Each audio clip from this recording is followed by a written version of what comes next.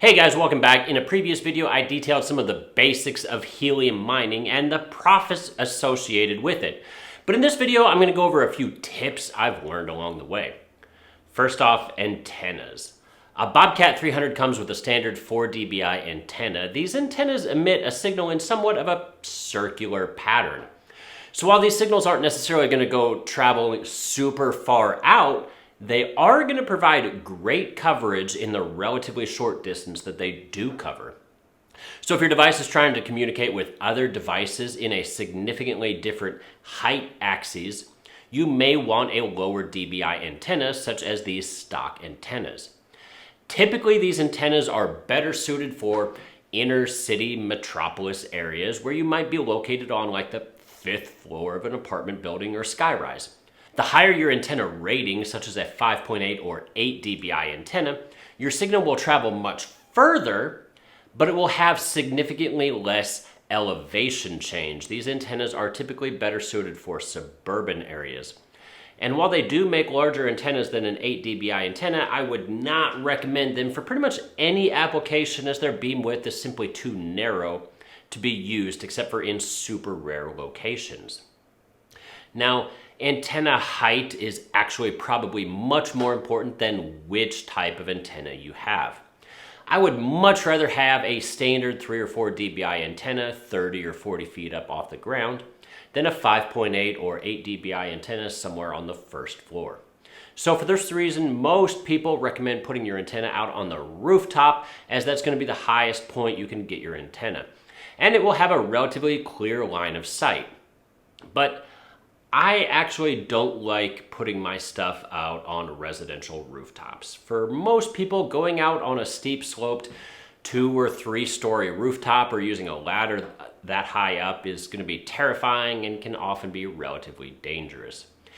If you feel confident that you can install the device safely, then fine, do that.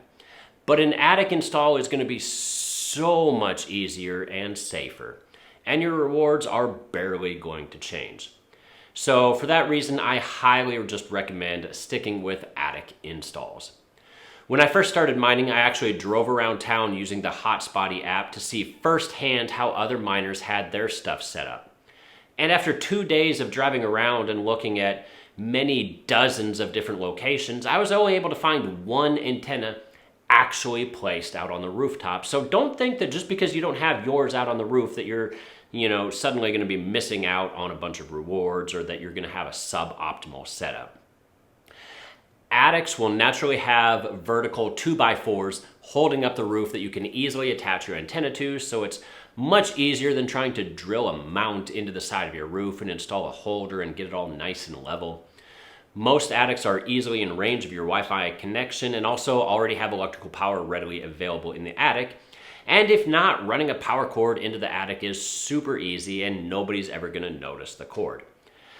But drilling holes in the side of your house to run cords through so you can get out to the rooftop is super ugly. Not only that, but if you live in an area with an HOA, you may not even be able to mount your antenna to the side of your house.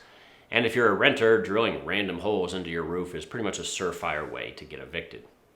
When you do eventually scale up to multiple devices, it's highly unlikely that your friends or family are going to let you stick a device out on their rooftop. And lastly, roof installs typically either mean significant weatherproofing of your device, unless you can find like a rack outdoor device, or it means running a cord from inside out to the rooftop, which obviously means having a much larger cord, which will likely reduce your antenna output power, thus largely defeating the purpose of putting it outside to begin with.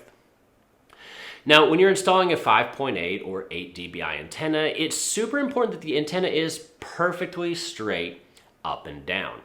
If your antenna is at any sort of an angle, then you're effectively beaming one end of the signal directly into the ground, and then the signal in the opposite direction is basically getting blasted out into outer space.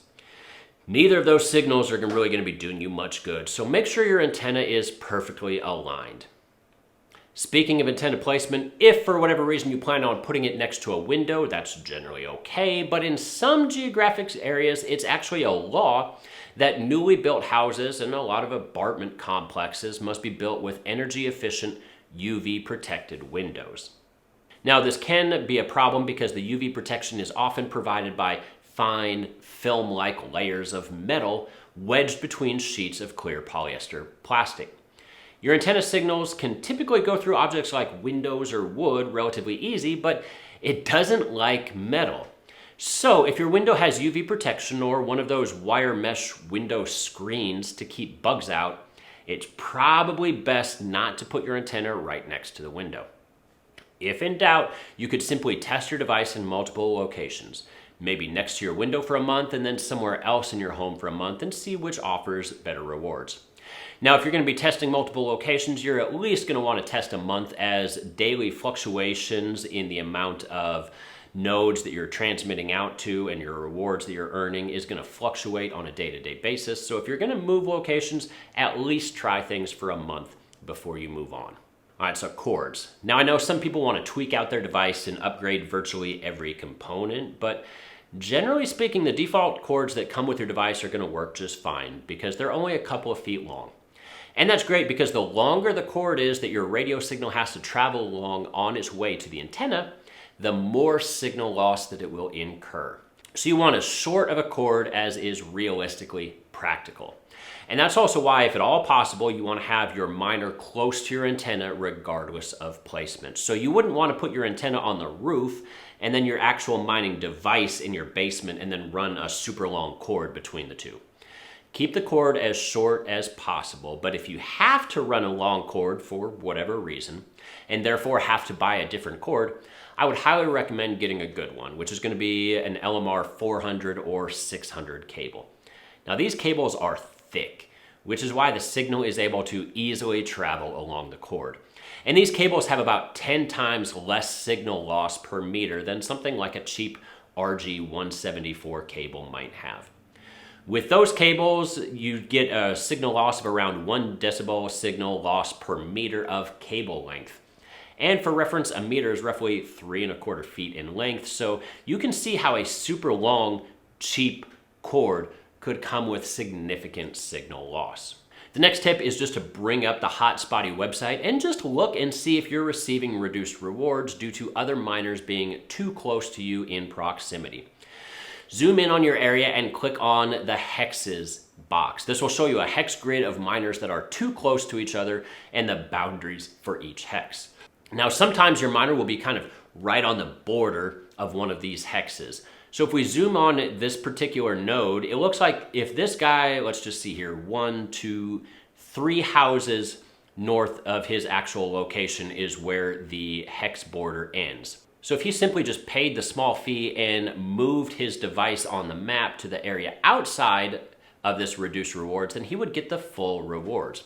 So in a case like this, it is often worth paying the small fee to relocate the device on the map. Now, to be clear, you don't have to physically move your miner or your antenna. The only thing you're moving is the marker on the map. Now, there is a limit to how far you can realistically move this marker away from your true location, or else you start risking getting invalid witnesses on the network. But if you're just moving it a couple of houses down, it really shouldn't matter. But by moving it outside of this zone of reduced rewards, now you can get the full rewards instead of only a partial reward scale. Next up, and this is especially important if you plan on scaling up and placing additional miners at various locations, such as at friends' or family's houses. Sometimes electronics glitch out and need to be rebooted. It's a fact of life.